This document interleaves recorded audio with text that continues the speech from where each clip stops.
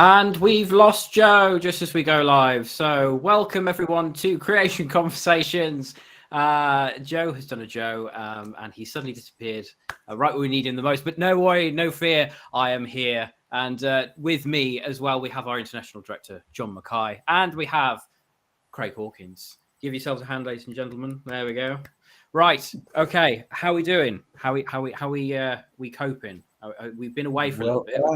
I'll go first, and then Craig, and then hopefully Joe and Diane would best. Even though we've lost Joe and Diane, who are on site at the camp where they've been doing the creation rocks cry out fossil collection, and I'll let them announce one fabulous fossil that they found, because otherwise I'd be boasting and I didn't have anything to do with it.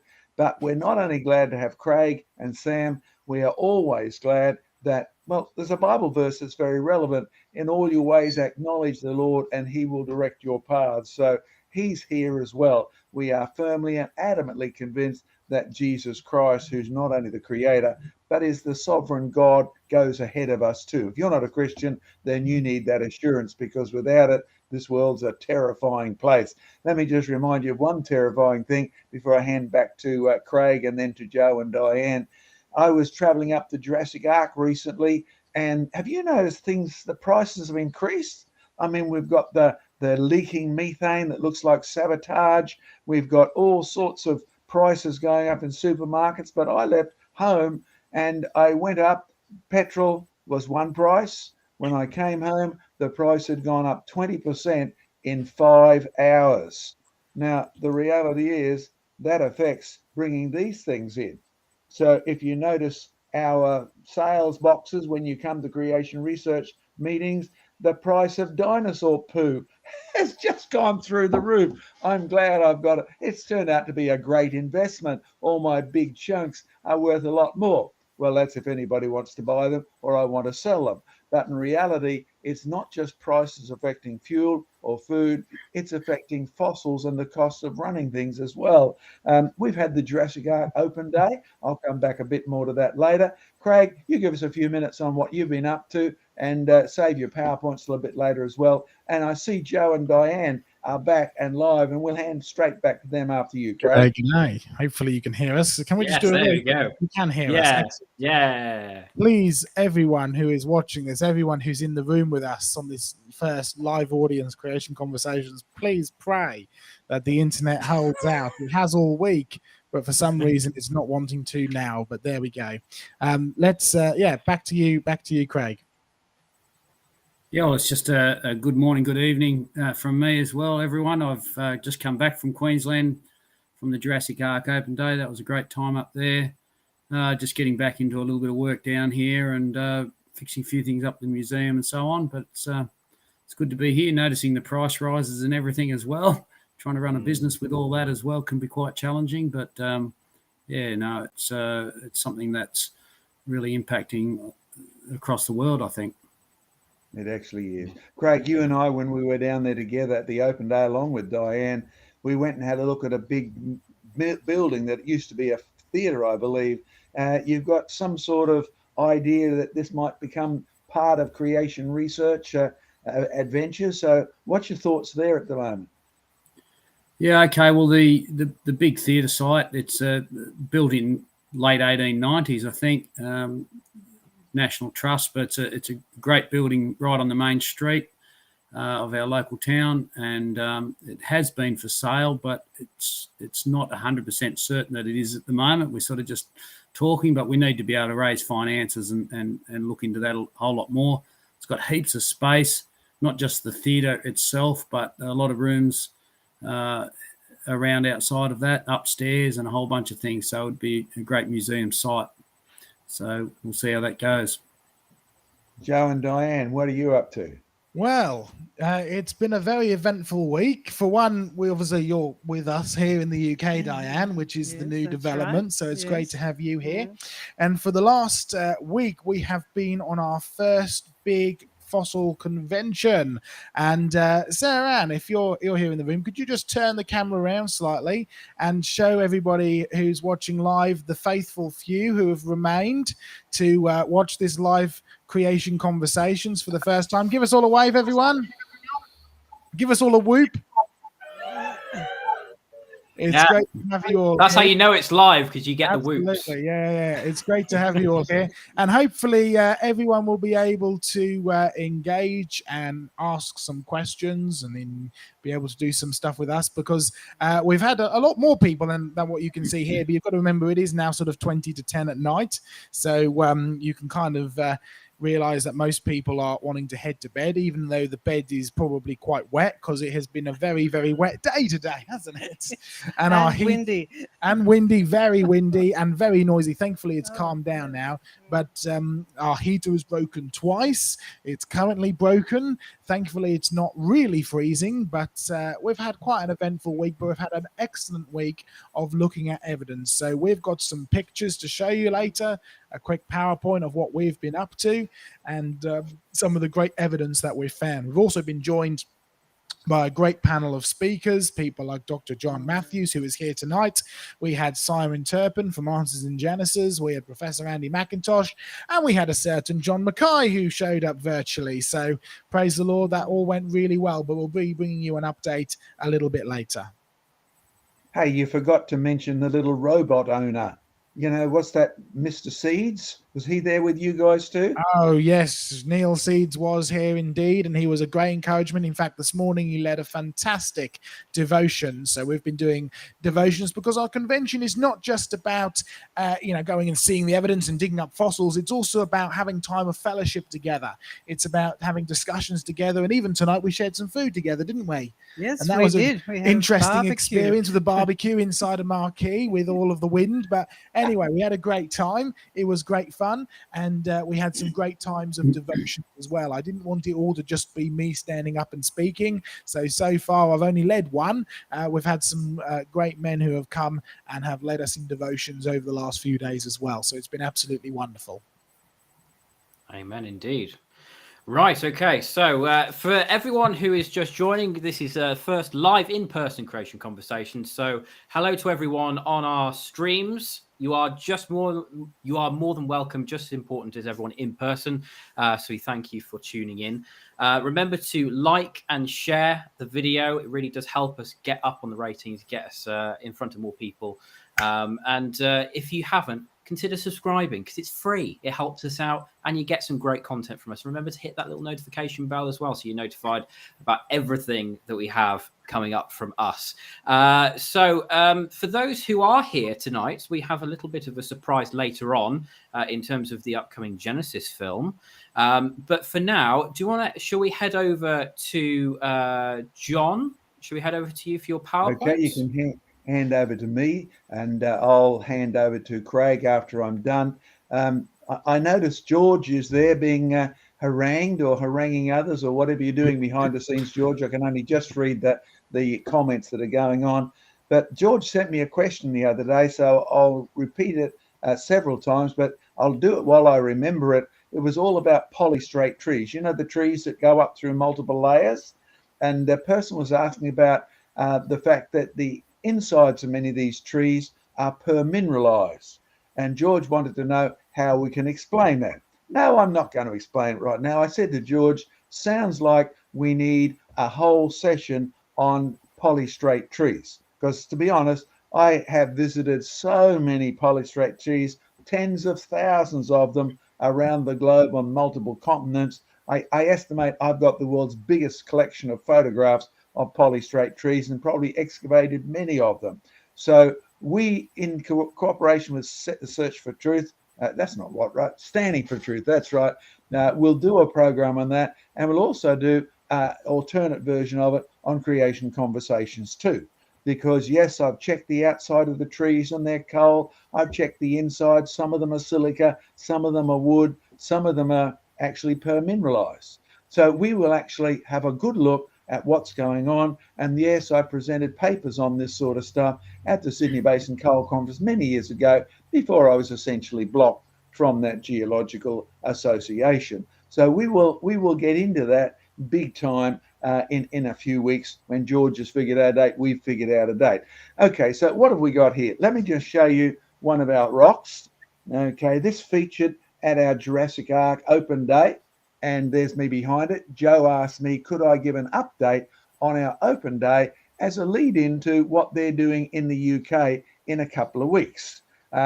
There's a cross section of what looks like, well, it looks like a funny thing. You'll see some more of it in a moment. It comes out of our Jurassic Ark deposit. People have asked me, of course, why do you have your Jurassic Ark museum at least 2 hours from Brisbane Airport? The answer was we couldn't shift the airport, so we left Jurassic Ark where it was, where we found the massive big fossil deposit. That's why Jurassic Ark is 2 and a bit hours from the international airport at Brisbane. But it's got some mysterious things in, including this, well, it looks like a squash section. If you get close up, you can see some funny marks on that side, which has been stained as well as etched. But on this side, it's been polished. Can you see the sections in it? Well, what are they? Are they just random erosion? No, they've got a pattern to them. Is it a giant seed pod? Because if it is, it's one of the first that's been found. Yes, there are seed pods that are enormous, and we'll be talking about that as well. No, I won't be doing anything more on the price of dinosaur do. But it's been interesting to look at the impact on the value of some of the fossils we've collected over the years. They are just skyrocketing as the price of fossils based on the cost of getting them from A to B. I mean, we have to dig out our fossils. We have to transport them. We want to put them in a museum. Craig asked me the other day when he was up here for our open day, hey, could we send some of these down to Tasmania? Well, if you want to price the cost now of sending 2 tons of fossils to Tasmania, paying shipping fees, man, does it put the price of fossils up? Okay, what we're going to do, I'm going to actually swap over, and I think all by myself without you telling me how to do it, Joe, after one little commercial. Some good news, just in time for Jurassic Ark Open Day, our new edition of Tights, Mites and Fossil Fights was delivered about 11 a.m. because we started at 10:30 a.m. It was delivered to Jurassic Ark, and it's fabulous. You can see Joseph Hubbard up there in the top right-hand side.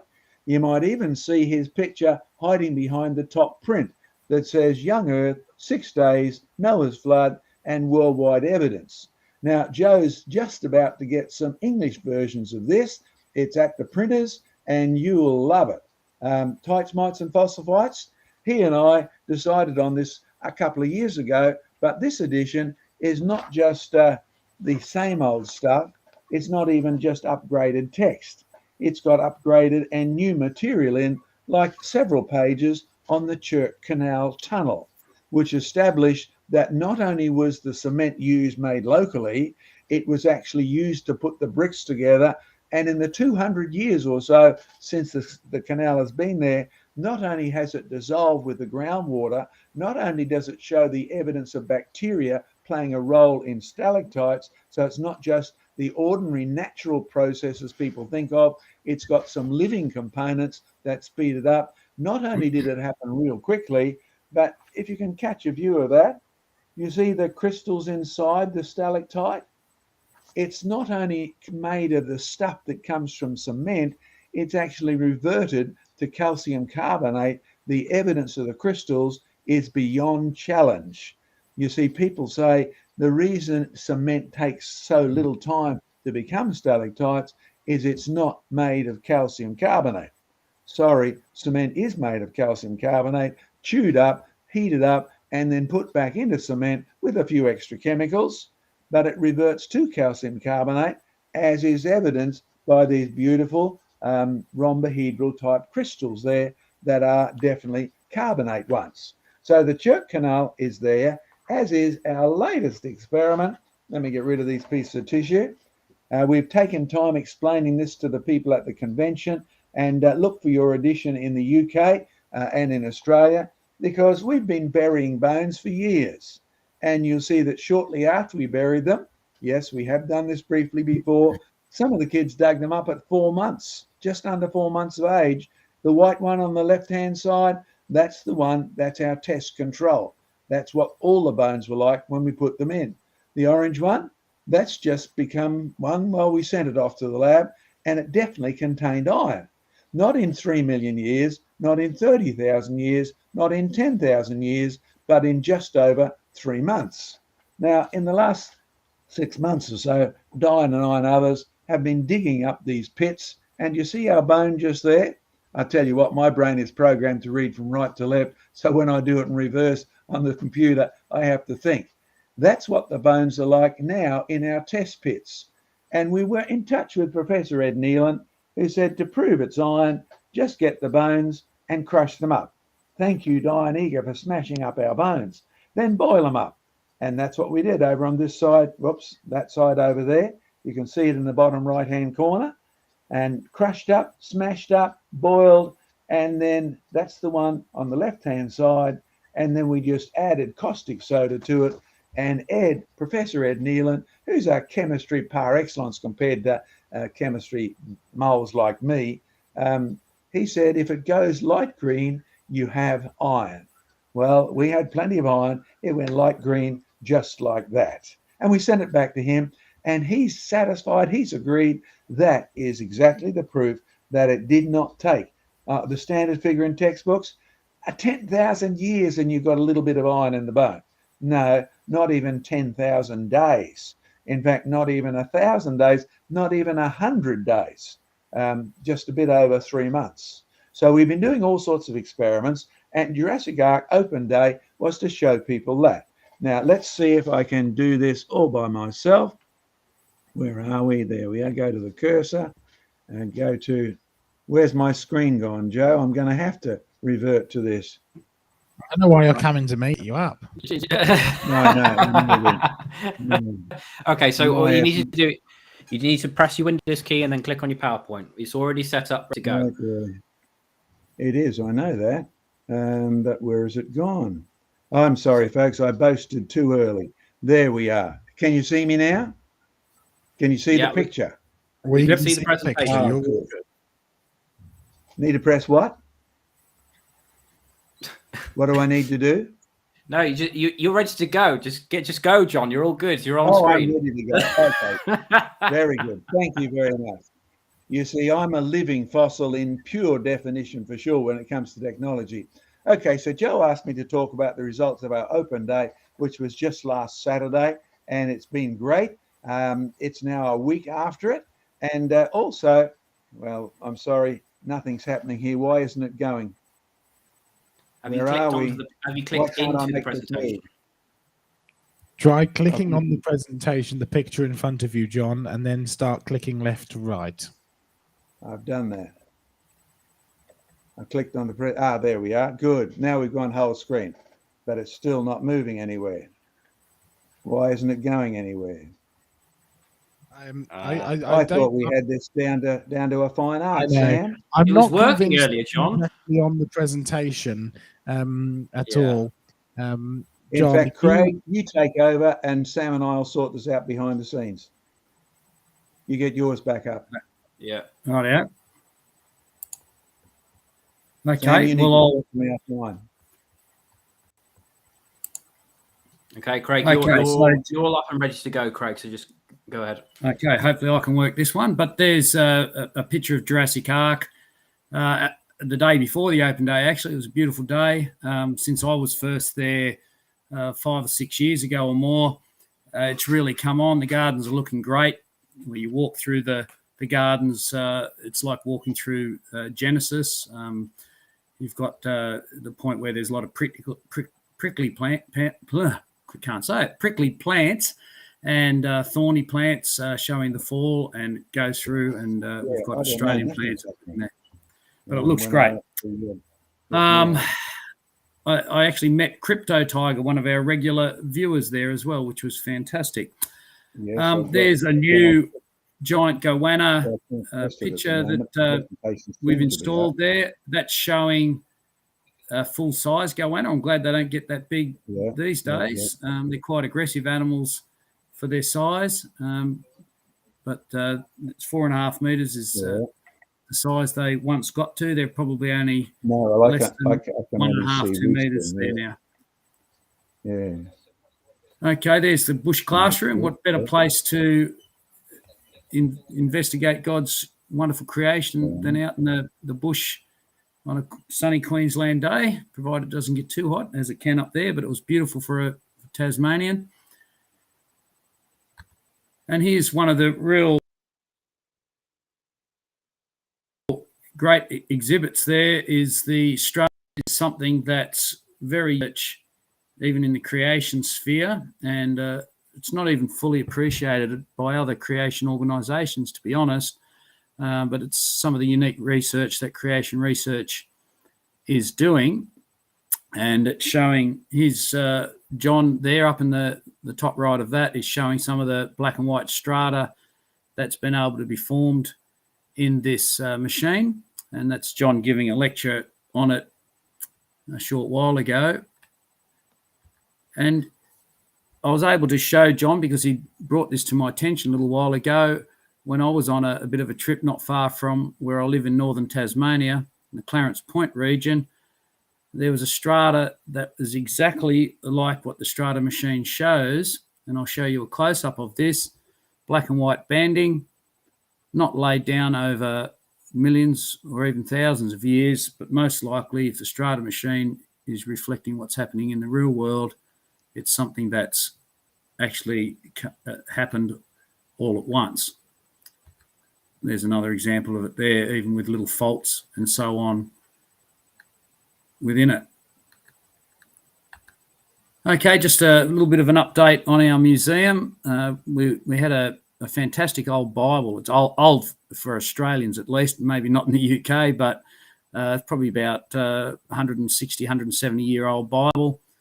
The idea of this display will ultimately be, once we've got a bit of signage up, to show that the Bible hasn't changed over time, that it's God's timeless word, and that it reflects the truth of his creation and other things as well, of course.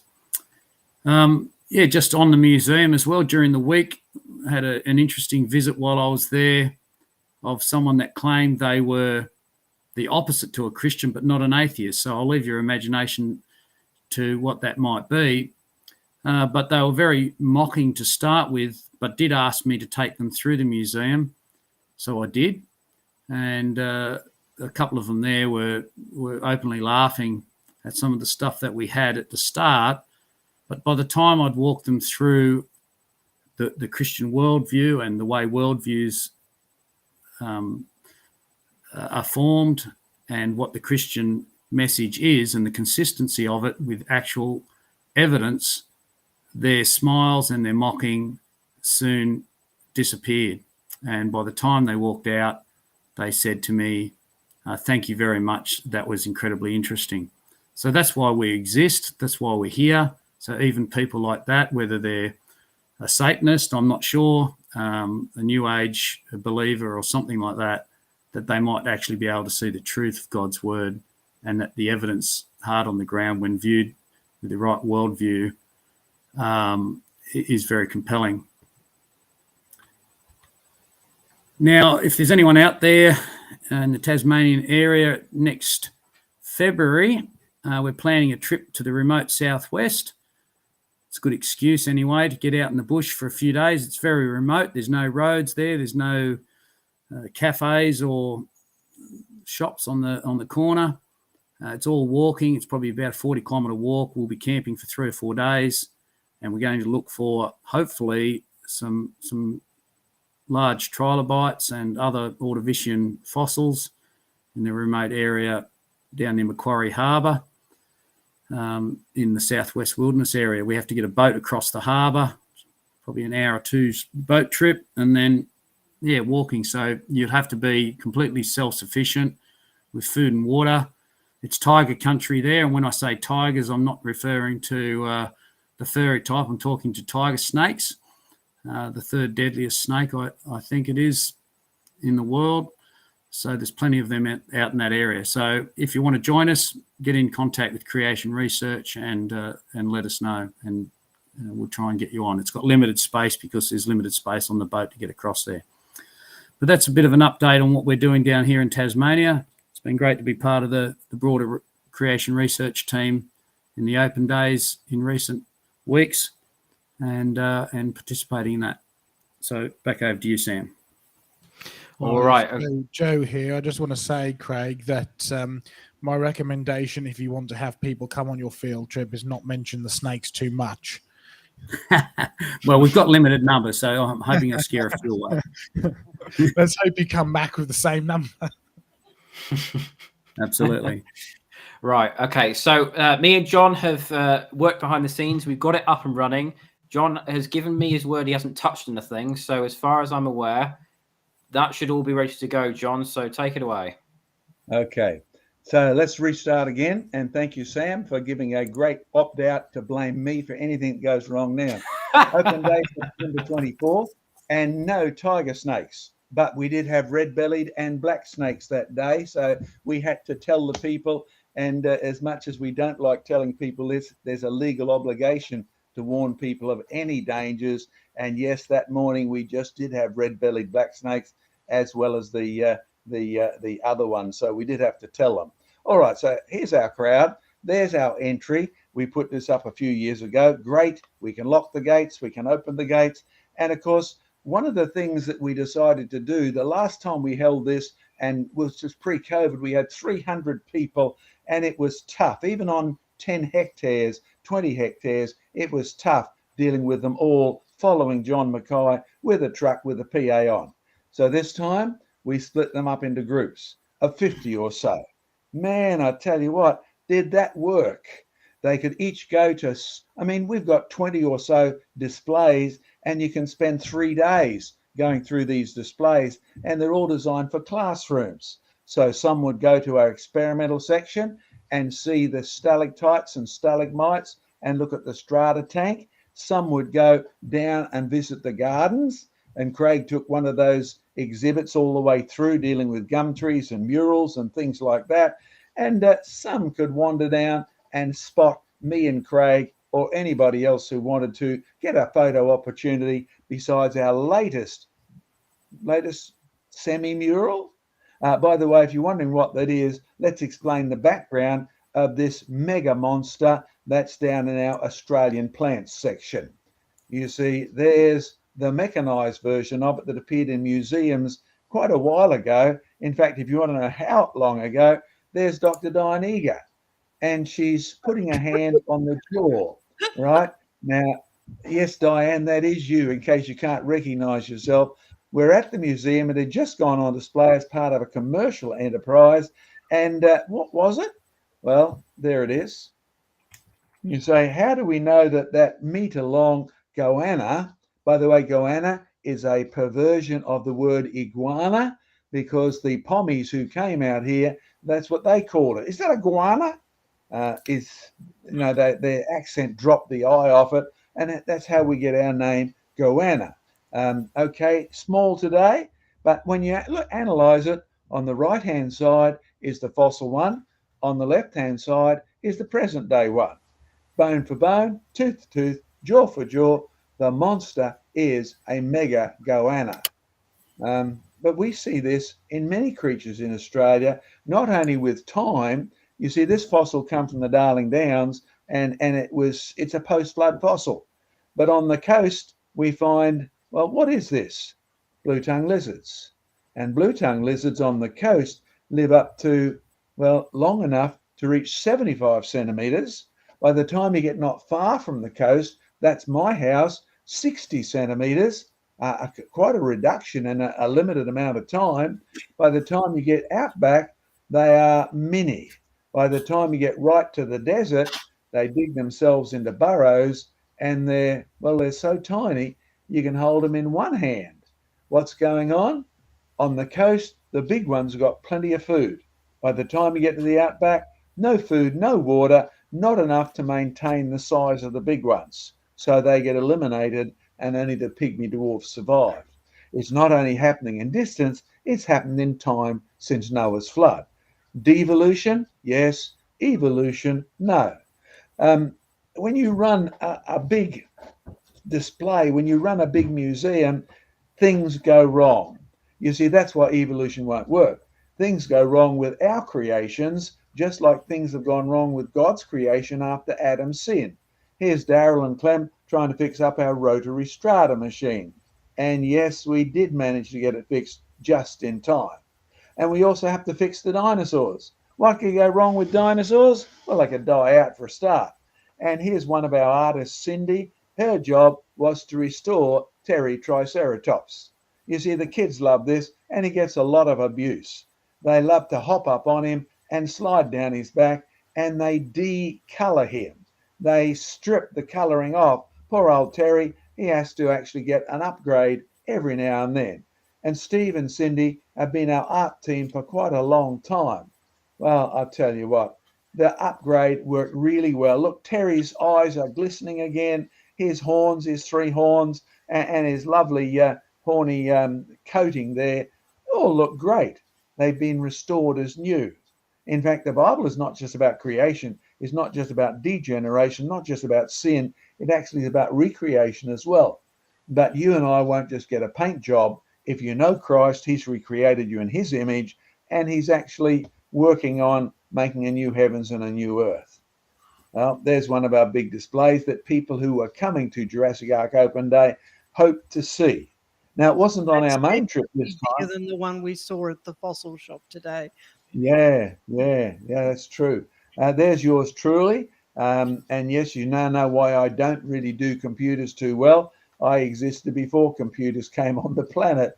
But this time we had to prepare all the displays, get them all cleaned up because of COVID. It's been 3 years since we've had people looking at these. So not only did they need a clean, they needed a touch up. They needed a paint up so people could actually get their favorite place, their Photoshop. By the way, when you have a look at these, they're part of our display on monsters, because monsters like our shark, see, there's a photographic portrait, artist, whatever you like, and there's a scuba diver beside it for scale. How big was it? Well, there's one of our virtual reality displays. That's how big the shark was sitting on top of my car. Now, there's no real shark there. That's a virtual one. You can bring it up on the app that comes free when you enter Jurassic Ark. Now, that's a big shark. Today, look at what's happened to them. Look at that diagram. The big shark at the top, the lesser shark underneath it, and the present-day shark, great white shark, the one that you and I are scared of, with the man for scale on the left-hand side. Now, notice the word we've used.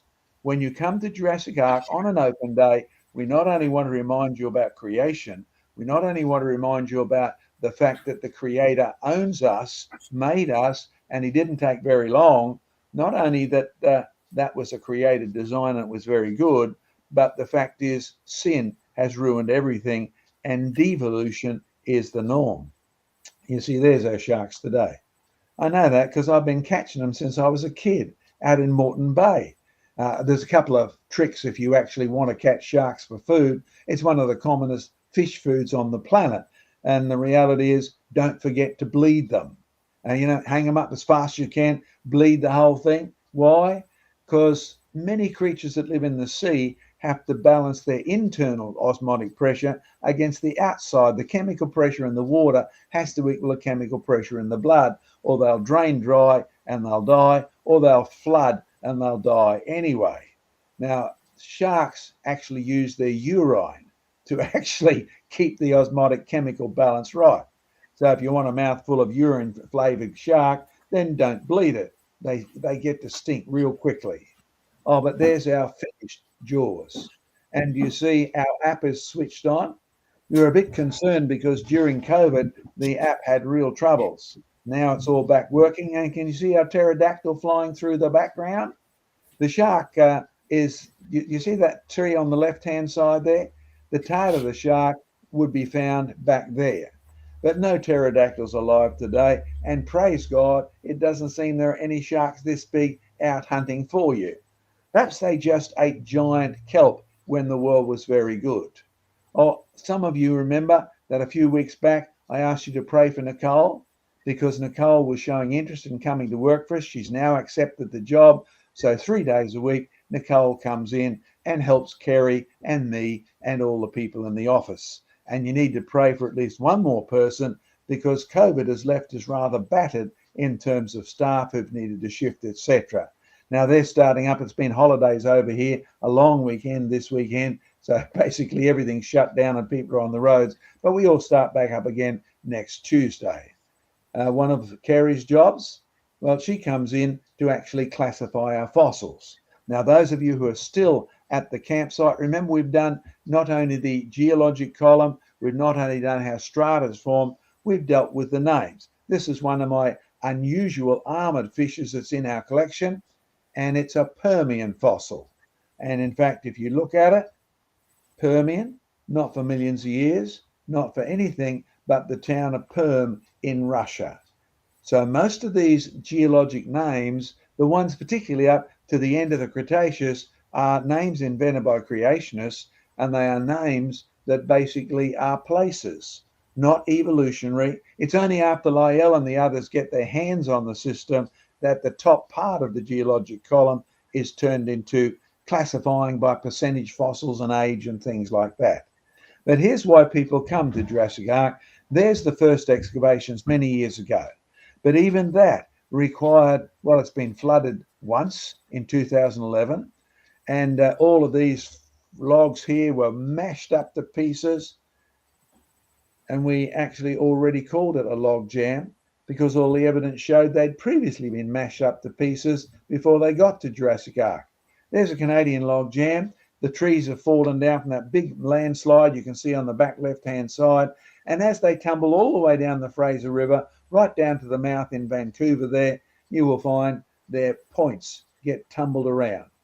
Here's a tree that's been abraded as it floated. There's a tree at Jurassic Ark. That tree has provably not only originally been living somewhere, but not here. It's floated here, and it's floated in a log jam. Yes, we've needed to prove all these things to help the skeptics, to help the people. There's a mother and son team. Look what they're working on, a giant log. Look, do you see the abrasion at the front of the log? It's interesting to see how many abraded logs there are, and I'll guarantee when you've been to a so-called fossil forest, you would have spotted these, but nobody bothered to point them out. Trees that have floated, trees that have been in log jams, trees that have actually rumbled against and tumbled against each other end up being abraded at the front. You can pick the directions of these. In fact, there's one of our young students. He comes in voluntarily and helps with our digging.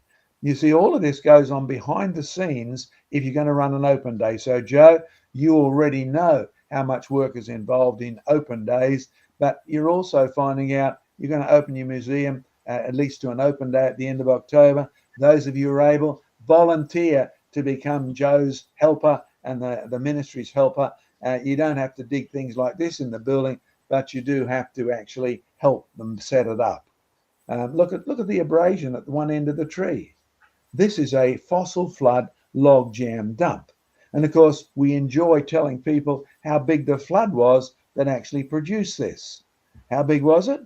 Well, come and visit our next open day and you can learn for yourself that the only flood that qualifies is the big one that the Bible talks about. But we do have a few mysteries. There's a fossil we found on the left-hand side. There's a living fossil on the right-hand side. And there's a few close-ups at the bottom. What is it? Well, that's the one I held up a section because we decided we'd never seen a fossil like this. Is it a bit of wood that's just tumbled? Well, we excavated it out. We had school kids there, and they too were impressed with the torpedo-like shape of this. What is it? You'll see it's buried in multiple layers, and we excavated it so you could actually get underneath it. And we photographed it thoroughly in case it fell apart. Look, there's the kids, because they were there when we dug this up and found it, and they came back a year or so later when they wanted to see what we'd done with it. So in front of them, here's Daryl, our curator, and I, and we're actually doing the last step so that people can see we got it out of the ground. It's so unusual. We even prepared a sarcophagus for it. It's like one of those ancient chariots with no wheels. You see the fossils on the right-hand side? The fossil we're about to lift up is just in front of it. And there it is, taken and turned over. Why did we turn it over? Because we didn't want it to fall apart. We'd never seen the bottom of this before.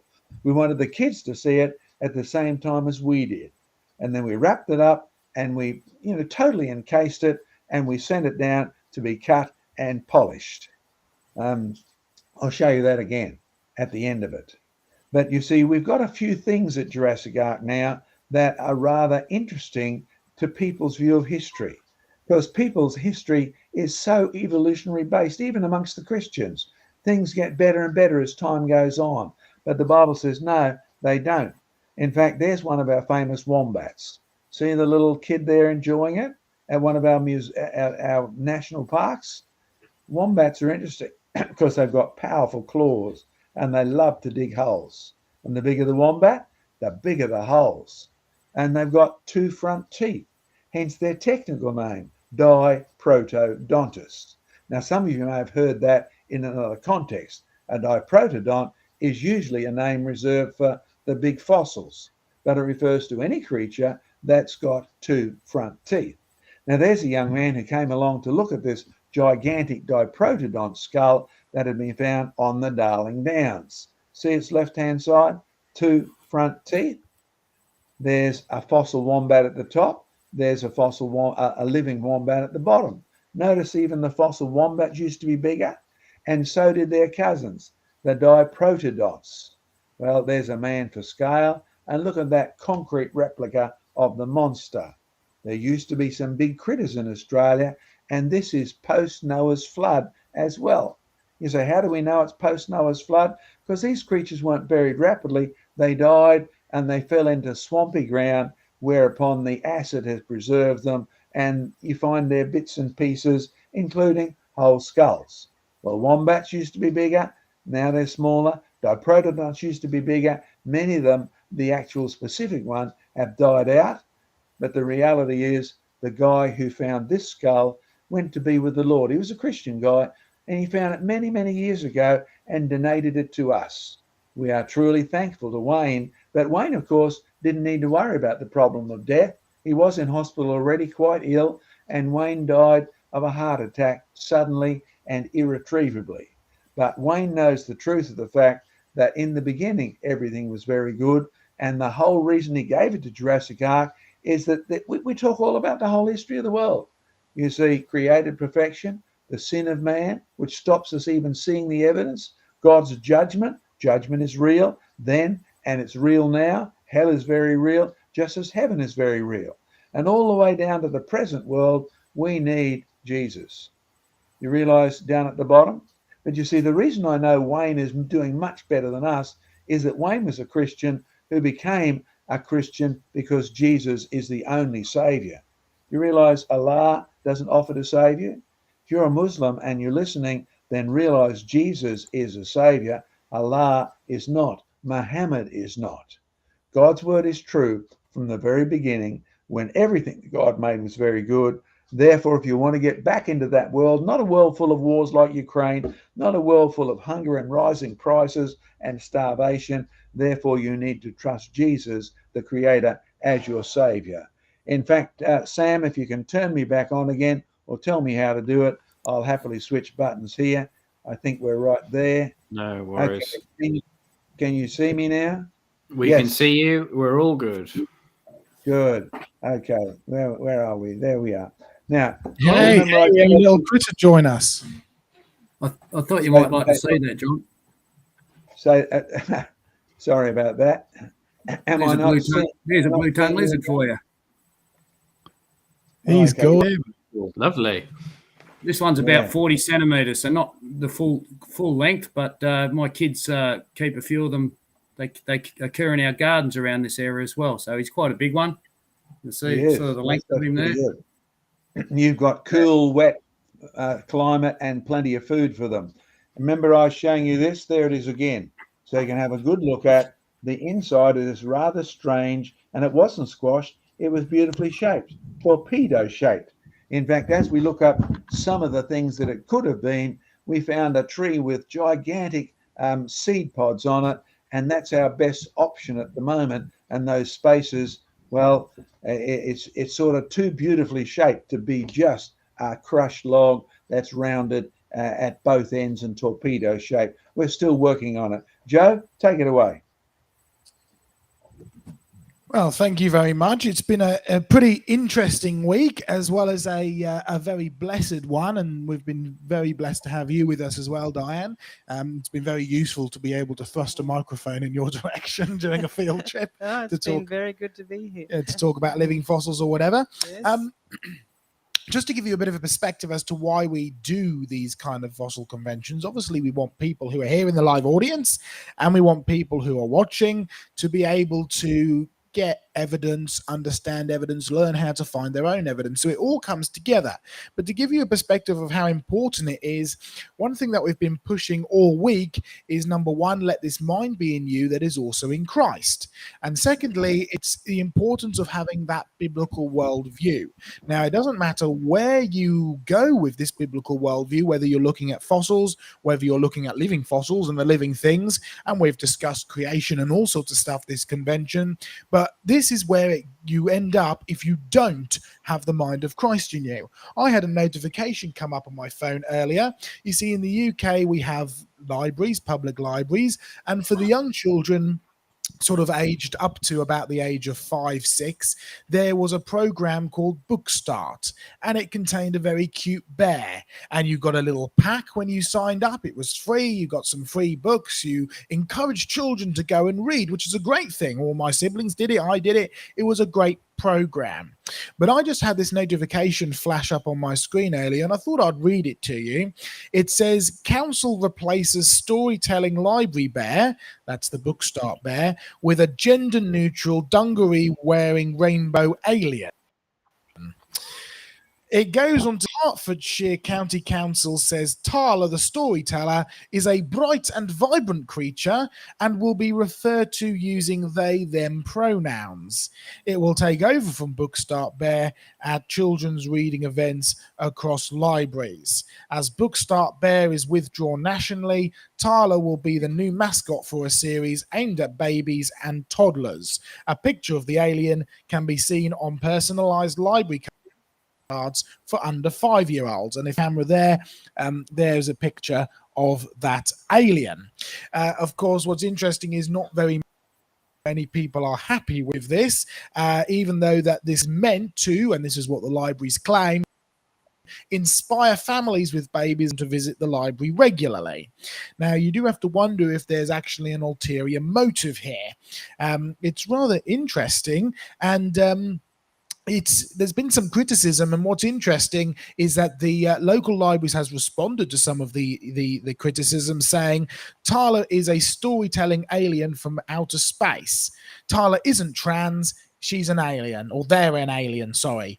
So it is neither male or female, therefore they shall be referred to as they, them pronouns. And you just get to the point of ridiculousness very, very quick. But it does go to show what happens if you do not have that mind of Christ in you. So yes, it is very relevant, even though you might wonder why fossil hunting has got to do with biblical relevance. It really is relevant, because you need to make sure that you have the mind of Christ in you so you don't fall into the errors of the world and you get ridiculous very, very quickly, especially once you've rejected God. And I did a presentation tonight to finish up our seminars on evolution, and I made the very important point that once you reject truth, any lie becomes believable. So that's been a big focus of our convention. It's let this mind be in you that is also in Christ. Now, I'm going to pull up some PowerPoint slides here very briefly. In fact, I'm just going to ask my wife if she would plug my laptop in, because I've got a notification that it's about to die. So if you could do that while I pull up my PowerPoint presentation, it'll take a second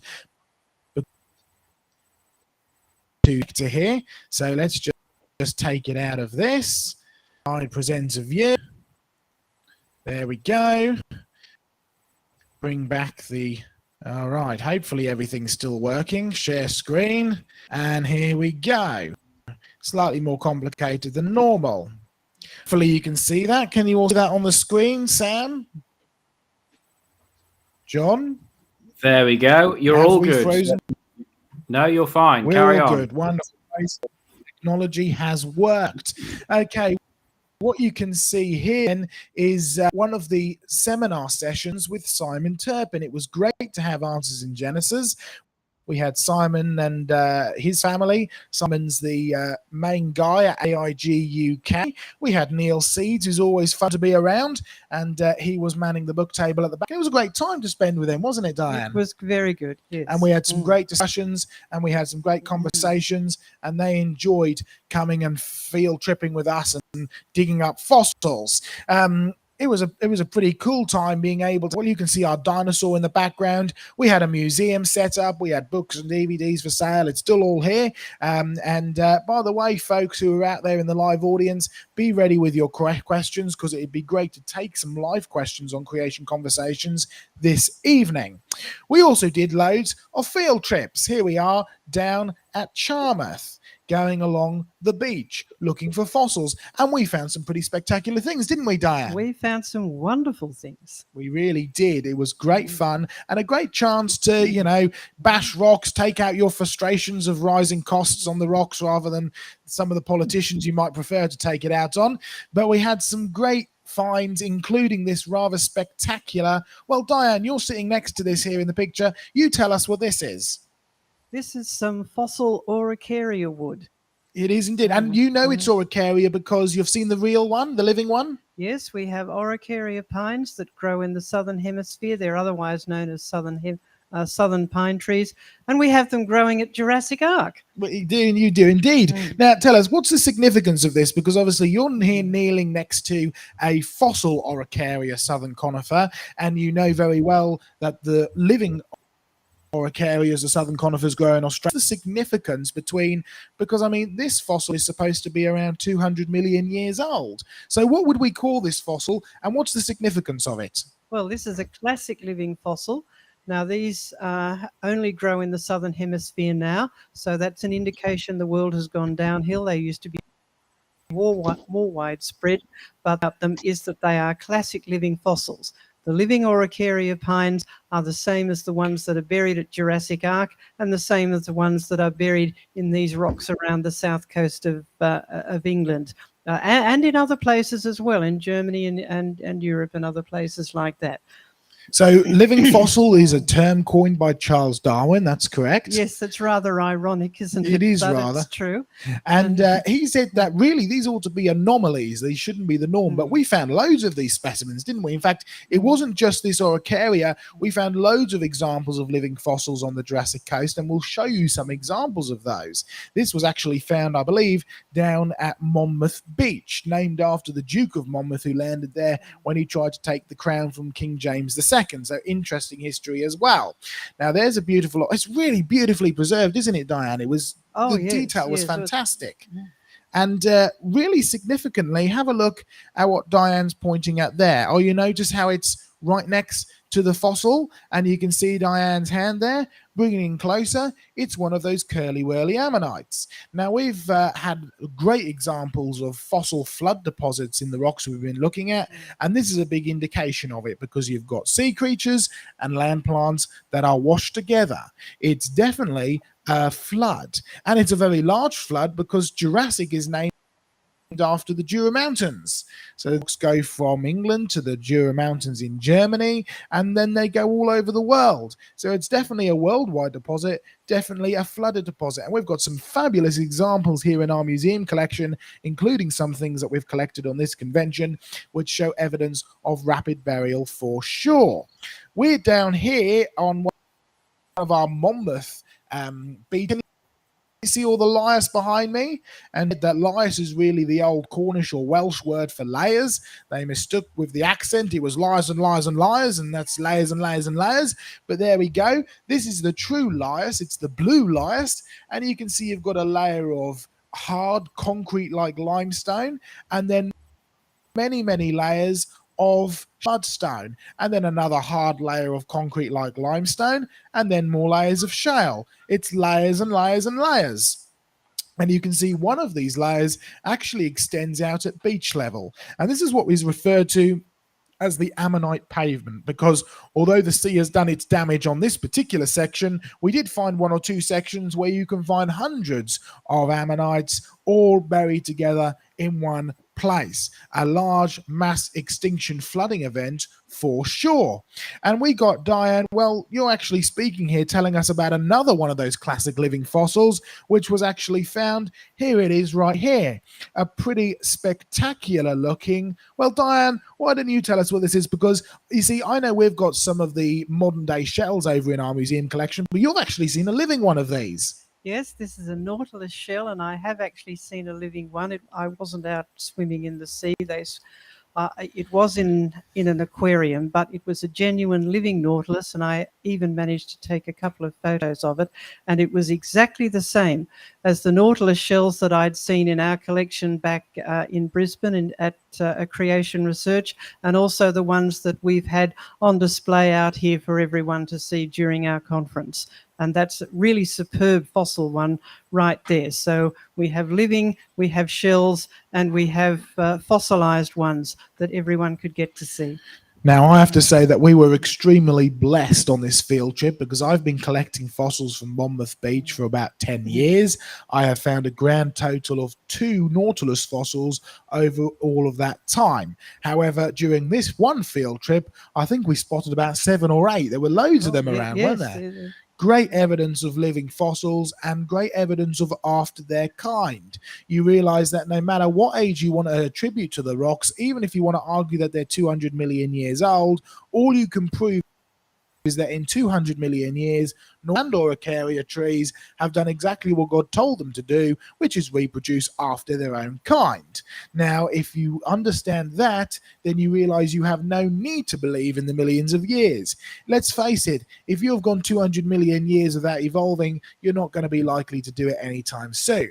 And one thing we like to point out to all of our attendees here and all the people who've done field trips with us is that from the fossil record, you can only prove one of 3 things. Creatures have either remained the same, have either changed, but it's always a devolution, isn't it? Just like we saw with those shark teeth, those right? They've changed for sure, but they've only gone downhill. So creatures either remain exactly the same, they either change, but it's always devolution, it's always downhill, or creatures go extinct. And 3 things is any help to evolution in the slightest. If you haven't changed for 200 million years, you're not likely to change anytime soon. If you've changed but you've gone downhill, if you've devolved, you haven't evolved, you've gone the wrong way. And if you go extinct, you have no chance of evolving at all, have you? No, that's right. Because you're dead. So that's some great evidence that we can find from the rocks and the fossils. Here's another fabulous fossil that I knew where this was, so we didn't really find it. But up in Portland, there's some really brilliant fossils to be found, and it was a great time going out doing some sightseeing as well. Fabulous views, wasn't it, Diane? Oh, magnificent coastal scenery. I really enjoyed it. It was really wonderful. And on the top, right at the top, there's a hotel, which is on the site, old rock garden they call it. It was the Portland Stone. The Portland Stone is very famous. It's been used in buildings all over the world, perhaps most famously in St. Paul's Cathedral. It was Sir Christopher Wren who really started quarrying here to use the stone. And the main rock quarry company ended up building a fossil garden, a bit like the one you've got in Jurassic Ark. And that became incorporated as part of the hotel. And so I made sure to have a stop off and have a look at this rather fabulous fossil tree. Now, we were talking earlier, John, weren't you, about fossil polystrate trees. Well, this has been erected back together again, like you do over in Jurassic Ark. And Diane, tell us, what type of tree is this? This is another Araucaria pine. There you go. Another living fossil, another rapidly buried fossil. But one thing we noticed about it is that unlike John's squash tree that he pointed up earlier, this one wasn't squashed, was it? No. Why was that, Diane? Well, this tree was probably floating in a vertical position, so it hadn't been smashed into a log jam. Exactly. It's buried vertically. We talked about how these things can be buried. You've got examples of these at Jurassic Ark with tanks and sticks and logs. So it's really great to be able to take people out and see some real physical evidence which you can go up and get your photograph taken next to. Well, that brings us to the end of the PowerPoints that I was going to share today. It's been an absolutely wonderful time of fellowship. It's been a wonderful time of fossil hunting and so on and so forth. Diane, what's been your favourite part of the whole convention? Oh, I think seeing gazillions of ammonites and walking over them. I mean, it's amazing. You go for a walk over all these ammonites. I've only ever seen them before as individual specimens on display. You can go down to the sea and literally go for a walk over ammonites. We had our first field trip to Charmouth, and Charmouth, well, I had to admit the conditions weren't brilliant for fossil few, and lots of things to be picked up and carried off the beach, but they weren't great for getting masses of stuff.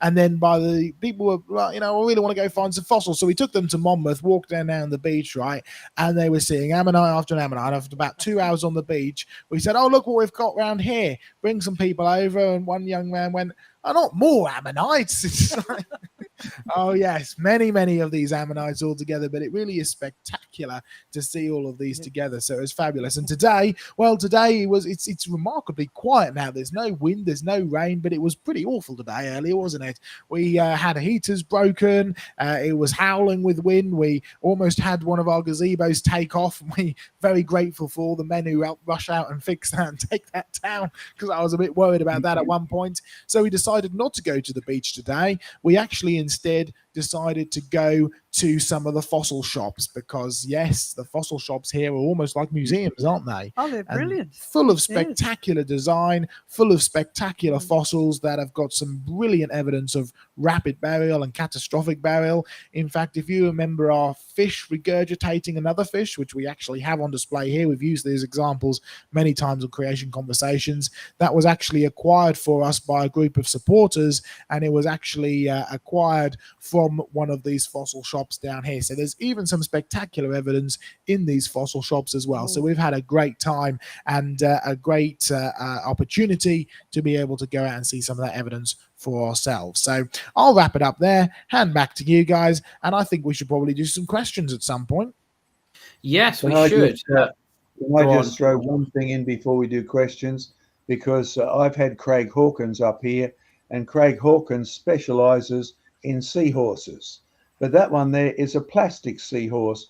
It's been deliberately made, created, crafted, poured. It's made of stuff that would never make itself into a seahorse.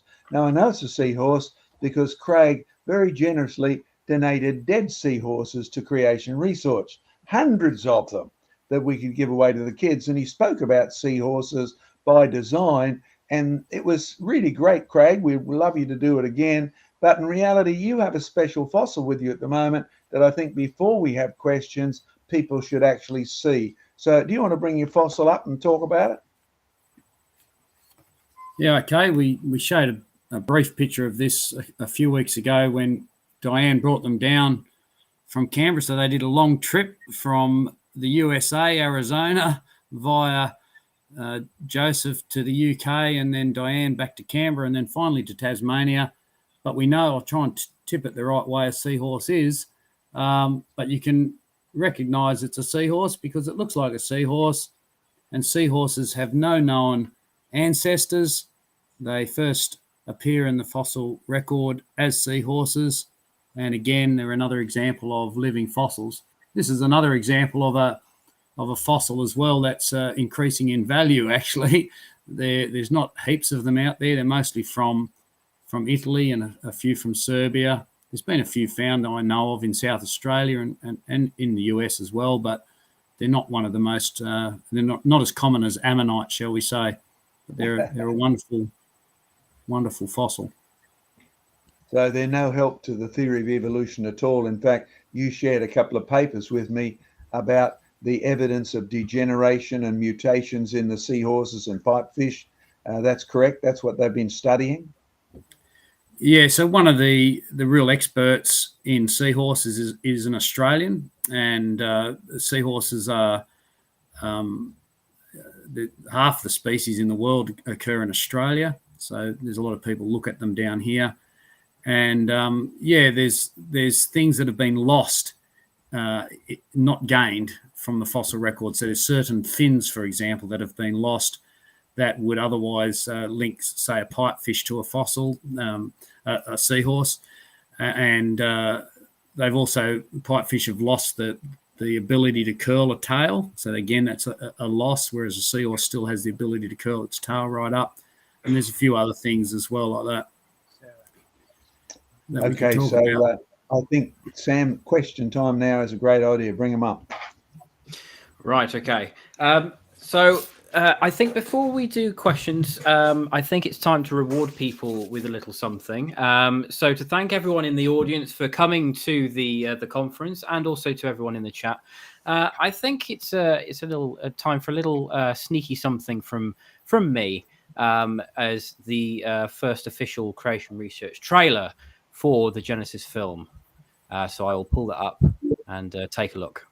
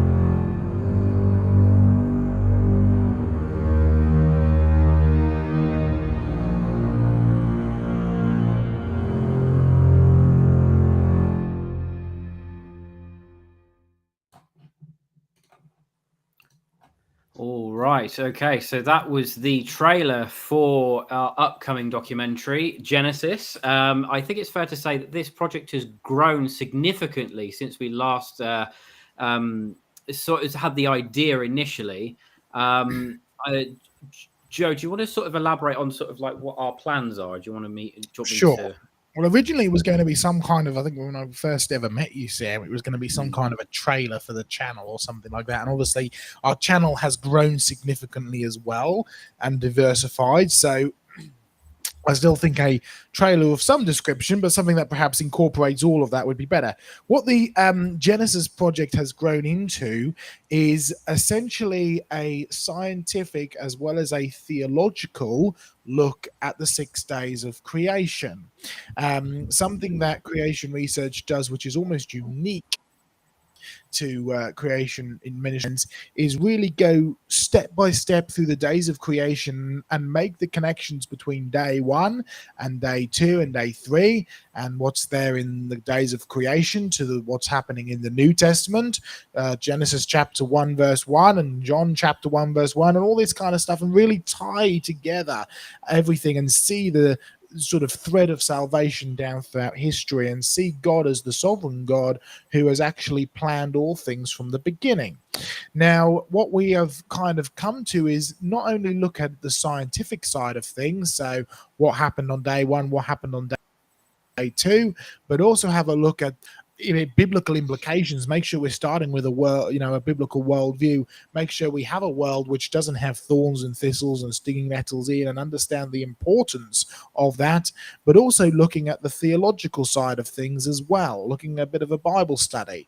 So the current thinking is that it will have some spectacular footage from Sam and his wonderful editing skills, and we will have some interviews with John and myself and Diane and Craig and some of our team, and we will actually look at the evidence and look at where Genesis actually takes us through into the New Testament. So all of these kind of connections, which will make it a really unique film. We don't want to have something that's been done before, like just looking purely at the science or just, a basic account of the 6 days of creation. We want to actually make something that's unique, a bit more devotional, and something that is really going to be beneficial to you all in your daily walk with Christ. That would be something really, really great to be able to produce. Yes, exactly. I mean, I know when I first met you, the idea was sort of like something that was put on my heart to do. The initial plan was just to release it for free on YouTube, but then obviously since it's grown, the plan still is now to actually to have the 6 days of Genesis in the pure film form as like a 20-minute short film that we will release for free. But to have the in-depth knowledge and the study and to have the more in-depth sort of deep dive into Genesis, that will be made into a feature-length documentary with everyone to film, interview segments and deep dives and finding that thread that takes, Genesis through the Old Testament, through into the New Testament, through to Christ. And I think, it's going to be absolutely fantastic. It's got state-of-the-art CGI. We're using technology called Unreal Engine 5. We're using top-of-the-range editing software that Hollywood uses. All of this stuff wasn't available to Creation Research before, and since I've come on board, I've been able to actually get this stuff and actually be able to use it for our project. So this is going to be, I think we agreed it's going to be our biggest project ever. Mm-hmm. It's certainly looking that way, and we're very much looking forward to eventually getting there. But like any of these projects, I've had to learn, and I know that John's had to learn, they take a lot longer than you originally anticipate. By the way, there'll be no computer stuff supplied by me. And that's a good thing. Okay, by the way, before we move into questions, guys, just off of the back of what Craig was talking about earlier, we do have a whole museum section set up here in the big tent at the convention. And of course, it's a big part of our Creation Research Museums project. But I just wanted to show you a rather interesting fossil that we have with us. I got this from a good friend of mine. It's also for one of the Italian ones. Craig, you might be able to recognize what that is. You can see one of the pretty cool looking pipefish fossils. Really, really nice example there. And I'm jealous. Hang on, I might have to hold it up. Joe, do you want to put that back up to the screen so we can actually put that up closer to the camera, and I'll lean up a bit. I've also put, there it is, it's on the floor. It's fallen down. But what I've actually got here as well is the you hold that up, that's it, nice and close to the camera. There we go. There's the pipefish fossil, and there, let's get it turned around the right way. There we go. There's the modern day equivalent, which was actually picked up off the beach a little while back. It's turned around that way. There we go. So there you can see it there. So we have some pretty great fossils, living fossil examples, as well as rapid fossil burial examples, and many other things in our museum project. But anyway, how about some questions, Sam? Yes, questions indeed. And not to worry, the trailer will be uploaded to the Creation Research channel, so you can share it with your friends, get the hype building. Right, okay, let's do some super chats. Can we get a whoop whoop from the audience live for super chats? Gonna go whoop whoop. There we go. Right. Okay. I love doing stuff like that. It's great. So coming in from Doki Doki Bible Club, super sticker for 5 US buckaroos, a Shiba dog saying, "Good job," while raising his thumbs up. There you Just go. so we can explain to our live audience, right? We go out on YouTube, and on YouTube, there's the opportunity to be able to send super chats, which is money to help support us, right? And on YouTube, if you look at it in the thumb, where it says, you know, this shepherd dog saying "good job" while raising his thumb up, you actually see a little, I don't know, is it called an emoji or something, of a little dog doing that? But for some reason, when we translate this into Restream, it doesn't work. So it gives us a wonderful description of what it is. Sometimes the descriptions are... Oh, they crack me up quite often. Yeah. So I do it like that because I know Diane enjoys my interpretation I do, yes. So we'll see what we get. Stimulates the imagination. Carry on, quite- Sam. Exactly. Carry on, Sam. Exactly. And Iron Matt comes in with a super sticker. The 4 US Buckaroos, a pair character, exaggeratingly stretching his arm forward to offer a cup of coffee. We need a cup of coffee Yes, right we now. can We do really with a cup of coffee now. So thank you very much. And Doki Doki again coming in with 3 US Buckaroos, a baby lemon with pom poms in his hands, cheerleading, going, yeah. There we go. I love it. I love it. And as we're still going with super chats, it's been going nuts. Doki Doki again with 149 US Buckaroos, a banana. Banana. That's it, just a banana. I think you banana. may want the Living Water channel with Ray Comfort for that one, but anyway. And George Bond coming with a super chat, which is a donation of 20 Aussie Buckaroos, a donation for further flume experiments. God bless you, mate. Thank you. And Neil coming in with 10 British Buckaroos. Thank you so much, Neil. God bless every... Oh, I've missed one. Doki Doki again coming in with 149 US Buckaroos, a sparkling diamond. It's like you, Diane. The sparkling diamond. There you go. There you go. Right. Okay. So first question. This comes in from Yahoo. I think that's how you pronounce it. They say, question: have you guys worked with geopolymer experts to get the processes required to make rocks, such as the Geopolymer Institute in France, that could help build a flood model? Okay, I'll answer the first bit of that. The answer is yes, we've done plenty of making rock experiments. No, we've not worked with a Geopolymer Institute. Yes, we found that you can make rocks as fast as one thing, because the point that the whole conversation between Ravi and the others needs to come to grips with one thing: the chemicals themselves don't even make life. You need, if you want to make rocks, you need a right process. Time is your enemy, because the rock begins to disintegrate as soon as you make it. So the key thing we've discovered in manufacturing coal, which is technically a mineable rock, in manufacturing fossils, which are just illustrations of what used to be alive, is that your time is your enemy. You have to do it real fast. Now, if that's any help to the Geopolymer Institute, that's great. Or the other creationists, you don't need time, you need the right process. So the point we make even with students, if you want to learn something from creation research about a future career, then major on process.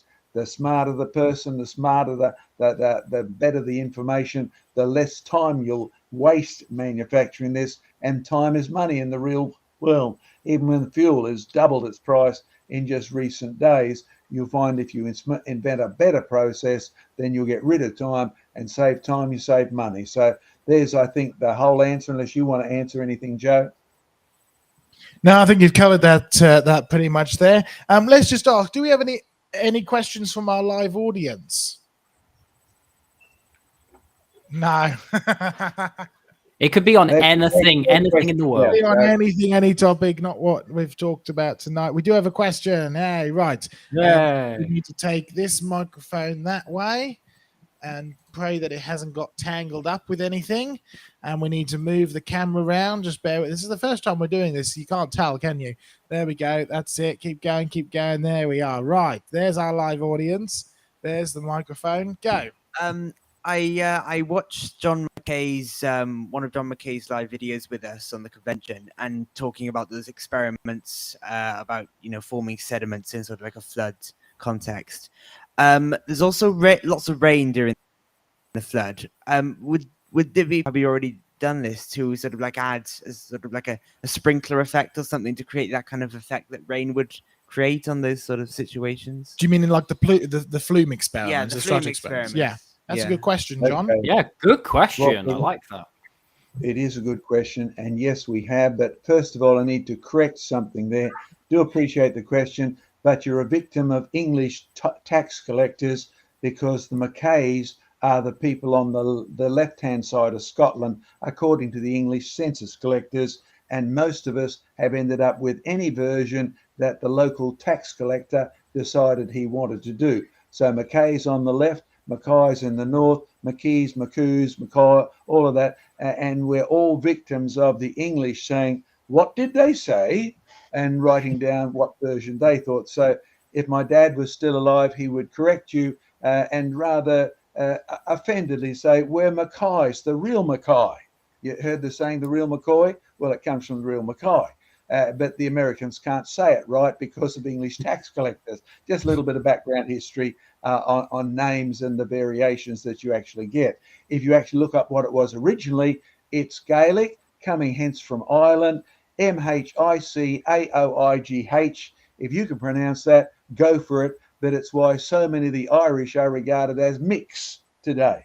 And it's become a synonym for Catholic. But it's not really. It's just the old Gaelic word associated with the descendant of or the son of. So Mickhoy, Mickhay, how do you even say that? Interesting problem in the modern world.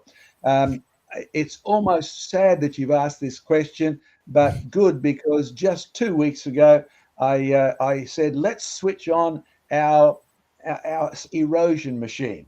We've taken many pictures of the top of the strata machine all along, showing that, well, normally you actually get to see the strata in the side, and you get some fabulous results. In fact, Joe, are you actually making the videos of these sessions available to people? This is the competition. Yes, they will be available somehow. We haven't quite decided yet whether it's streaming or DVD or whatever it is. But it will be available since you have, you will see our latest whole study on strata, going a bit further than we did either on Creation Conversations a little while ago or on Standing for Truth channel as well. And it'll be the latest, and it's up to date. And I must admit, I enjoyed the challenge of both fitting it into 50 minutes as well as reporting the latest. But there's one thing I didn't report, and that is 6 months ago, I asked, could we possibly have a huge double-length sort of top version of the strata machine on the ground so people can see this happening? And we set that up. We filled it with local sand. Then we got 1,000 litre farmer's tank that they usually put water for spraying or material for spraying in. Then we connected up to a little hose, and we ran it to a low pressure sprinkler onto this top of this sand pit. And the pictures that have come out of the formations have been fascinating. And what you see is a delta. The delta is the commonest form of result. Now, why do I say that? When you look at the criticisms of applying the strata machine to real world stuff, they say even if it worked, it only refers to a delta. Well, it certainly does, and you can see this when you actually film on top. Now, we've taken the pictures, we'll take the video, and we'll show it to you perhaps on our next edition of this. If you're looking at the surface features only, you see deltas. But there's one other thing we have done, and that is we went to even bigger deltas. I mean, we've had heaps of floods in the Gympie area this year, and what they do is coming down streams, even within the stream, in the flood base, in a hole. If you have a big hole gouged out, the first thing that forms in that hole is a delta. Now, it doesn't form a delta because there's boundaries around the edge. That's what water does. It comes down from a source and it begins to spread out to any available space. It even does that undersea. And so in our pit, you can see the deltas forming. In fact, one guy, I sent it to a geologist, said, what do you think of this? He says, is that a satellite picture?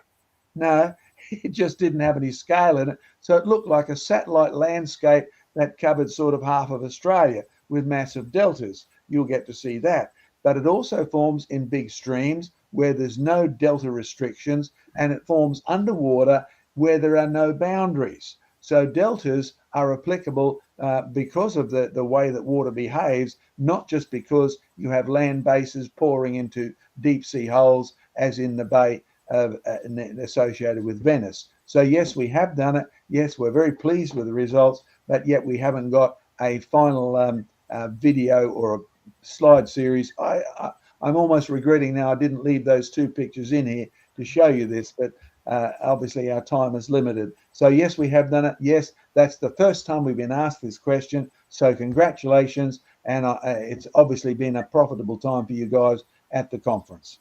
Amen. I've just come down into the audience, by the way, John. Speaking of limited time, we have a very sleepy audience here, and it's very late at night, and we've had a very, very long week. So I suggest that we'll be wrapping up in the not too distant future. But I've come down here because I wanted to give you a quick look around. We've got lots of people here. Obviously, not as many people as we have been for the rest of the convention, including some regular viewers of Creation Conversation. So it's great to have them here. But if you come have a look over here with me, bring the camera around, you can just start to see a little bit of the setup that we have a great big museum setup where we've been able to bring these things along. We've got dinosaurs over there, displays, we've got local stuff. And so it's been a really great time of being able to actually put this on display so that people can see the evidence from our museum project. Because I saw earlier that there was a question about how is the museum project coming along. And I mentioned that we've got our open day coming up. And yes, we need lots and lots of help for that.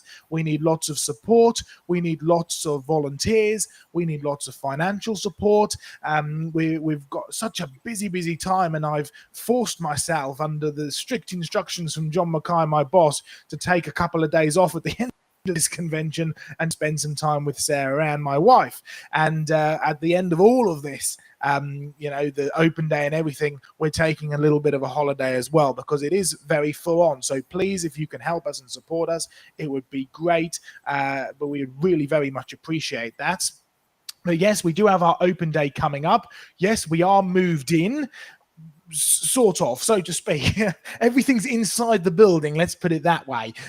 What we now need to do is have the enormous job of actually pulling it all together, organizing it and cataloging it and getting it started to be set up into a museum.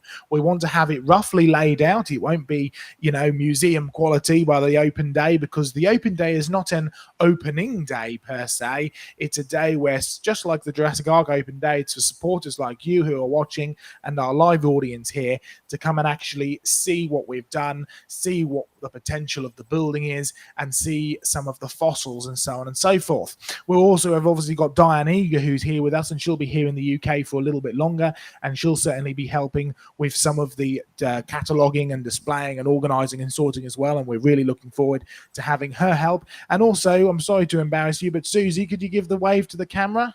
Let's bring the camera around.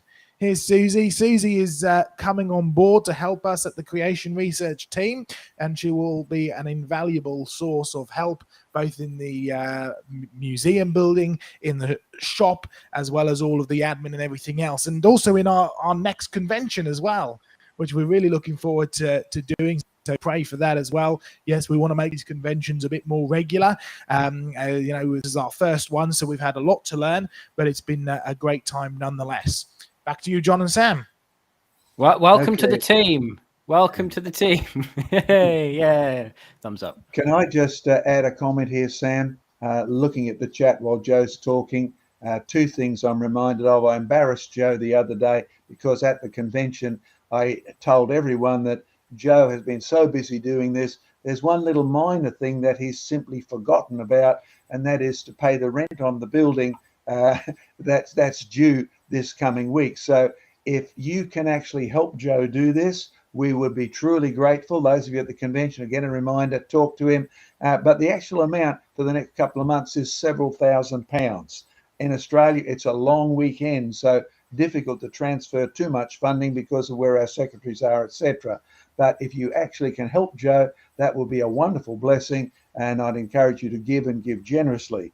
But there's a second comment reading the chat, and that is, have a look at the session we did dealing with how you recognize a creation, because there's 2 bits of that that's very relevant to the discussions that are going on. Number one, you've got to be honest. Even if you're an atheist, you're an agnostic, you're a Muslim, whatever, the Bible is emphatic. The world didn't get here by itself. It has not been here eternally, and it won't be here eternally. It was created in a short time, and it will disappear in an even shorter time. It will be burned up, and judgment will be real. Hell is a real place, just as real as the eternity of the new heavens and the new earth, the heavenly realms, we might say. And so when you look at creation, it's all about both the subject that God made it. It was made very good, and then sin's a problem. But by the time you get to the New Testament, listen and listen carefully. Those of you who think you can't see the evidence of creation, well, the Bible's also got a very strong position on you. It says everyone can see the evidence of creation. Everybody understands it. No one's got any excuse, and everyone will be held accountable because of the evidence the world was created and is owned by the Creator God, who is none other than Jesus Christ. Now, in case that slipped by past you too fast, let me say it again. The Bible is emphatic. Romans chapter 1 and verse 20, the academic of the New Testament, the Apostle Paul, trained Pharisee, trained legal lawyer, says you can see the evidence of creation. God knows you can see the evidence of creation. You can understand it. You have no excuse, whether you're Dawkins, the manager of the BBC, or you're one of our watchers today. And as a result, God will hold you accountable. In fact, the implication is, if you're out there saying everything was eternal, out there saying there was no evidence of creation, you are lying to yourself first. I know that's tough, but that is the position in the New Testament. And it also tells you the reason you can't and won't acknowledge the evidence, the reason you'll even lie to yourself, is because you are a sinner. And sin will shut down your mind and tell you you can't see it, whereas you know that you actually can.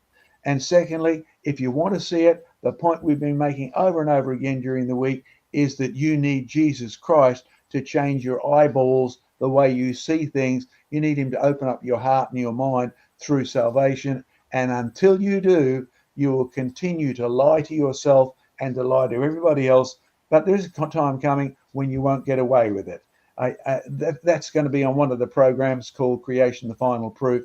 And again, a reminder, George Bond asked me before this program, could we deal with polystrate fossils because here's a problem that's occurred? The answer is yes. Keep your watch on Search Standing for Truth channel. We'll give you a date when we can figure it out. Keep watching on Creation Conversations, because we'll do the same program or a similar program. I never do the same program twice. And we'll deal with those fossil trees that are standing upright. Some are just coalified, some are hollow, some have got permineralized wood inside, some have got silica, and some have got wood. More about that another time. Back to you, Sam. Okie dokie. Right. Shall we do... How many more questions do you want to do? Do you want to do... I think we should probably do just one more question. We have hit the sort of 11 p.m. mark here, which is when we'd normally close down. I know we've only been going for an hour and a half, but that's because we had 2 seminar sessions this evening, and I needed at least 15 minutes to be able to have a turnaround point. So if we can just deal with one more question, don't worry though. Remember, any of your questions, we do hang on to them. We will have a Q&A session at some point soon, and we deal with all of your questions from the past streams. So make sure that you keep your questions coming in, and don't worry too much if we don't get to them. But I think, Sam, we should have one more question, so make it a good one, and we'll wrap up shortly after that. No pressure then.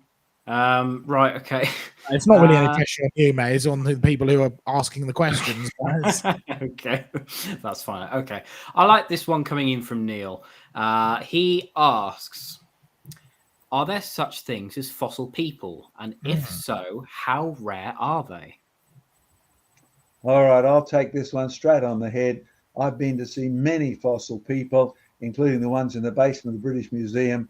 And according to the chief guy in charge there, as he and I talked, out of sight of everybody else, as I'm filming the fossils that are down there, I asked him personally, how many fossil people do you know? His answer, at least 30,000.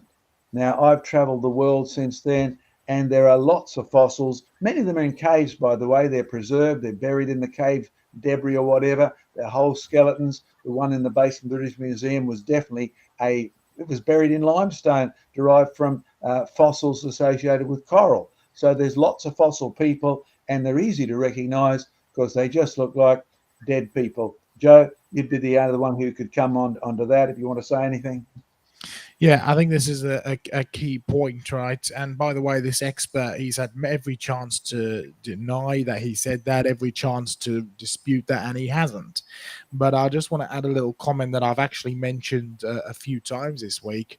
One of the problems we have with our museum project is that we have getting on for 30,000 fossils and artifacts and nowhere to put, and so you've got to decide which ones are actually going to end up going on display. And you'll find that most museums around the world have the same problem, and the reason why you haven't seen one of these 30,000 odd fossil humans on display is because secular museums decided a long while ago that they would only put the fossils on display that supported the current thinking in science. Now, if a very old fossil human is still clearly a human, anything else, that doesn't help the theory of evolution particularly well, because what it shows is that for as long as humans have been around, humans have always been humans, not evolving from an ape-like ancestor or likewise. So you'll find that there's definitely a trend to hide, or if not hide, ignore a lot of these fossil human people, but you will find that they occasionally pop up in the media to be very quickly recategorized as some other freak phenomena or archaeological find or something like that, and then hidden away, never to be seen again. So interesting phenomena really that happens with these fossil human people. But then also don't be surprised, because Diane, maybe you want to comment on this, in terms of fossilizing a human, right? Humans can actually fossilize themselves sometimes. Yes, you can actually get deposits of minerals within the human body, particularly in some disease processes. Yeah, so it's not that far-fetched that you can get fossil humans, but no matter where you go, no matter how far back you go, no matter how far back you try and find these fossil humans, they're always humans, and that's key. You could almost call them living fossils. I think that's it, Joe. Just a reminder about supporting Joe and the museum there. Yeah. He does need your support, and he needs it right now. We do indeed, and very much so. And I know that Jurassic Ark needs your support, and Craig's Museum in Tasmania needs your support. We desperately need your support and help in volunteers, in finances, in people willing to come on board and actually make this thing happen. So please do continue to support us. Thank you to our live audience who stayed awake and stayed with us. I'm very grateful for that. Yeah, goodbye, God bless, and join us on the next convention. Good night. Not everyone.